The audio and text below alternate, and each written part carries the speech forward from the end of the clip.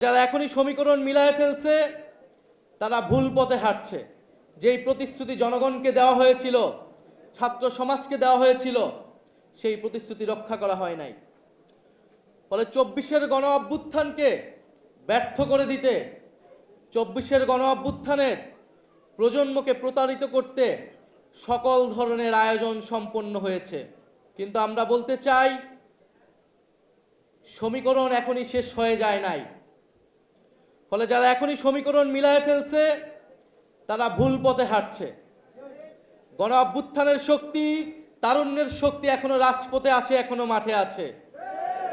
গত ১ বছর ছাড় দিয়েছি, জুলাই ঘোষণাপত্রে ছাড় দিয়েছি, জুলাই সনদে কোনো ছাড় হবে না। 1% ছাড়ও জুলাই সনদে দেওয়া হবে না।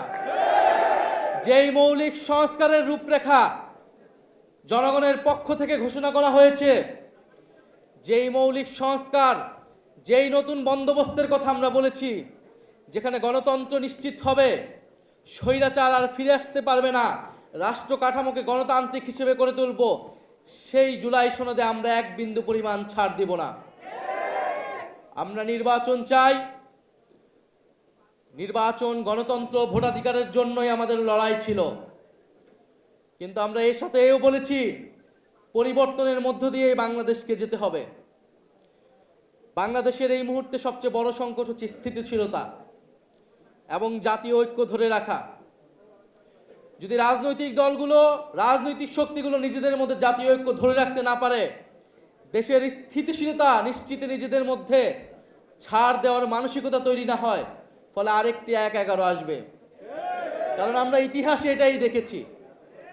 আমরা মনে করি রাজনৈতিক সমস্যার সমাধান রাজনৈতিক দলগুলোকেই বসে করতে হবে এবং সেই সংস্কৃতি বাংলাদেশে কায়েম করতে হবে। যদি রাজনৈতিক দলগুলো ব্যর্থ হয়, লাভবান হবে ডিজিএফআই, লাভবান হবে অরাজনৈতিক শক্তি, লাভবান হবে বিভিন্ন বৈদেশিক শক্তি।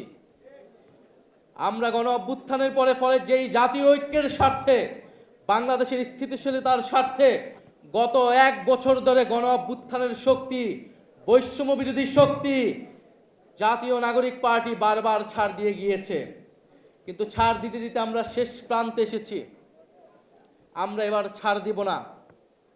আমরা এবার আদায় করে নিব যে গণ অভ্যুত্থানের পরে নতুন বাংলাদেশের প্রতিশ্রুতি আমরা দিয়েছি, যে গণতন্ত্র প্রতিষ্ঠার, বৈষম্যহীন বাংলাদেশ প্রতিষ্ঠার প্রতিশ্রুতি দিয়েছি।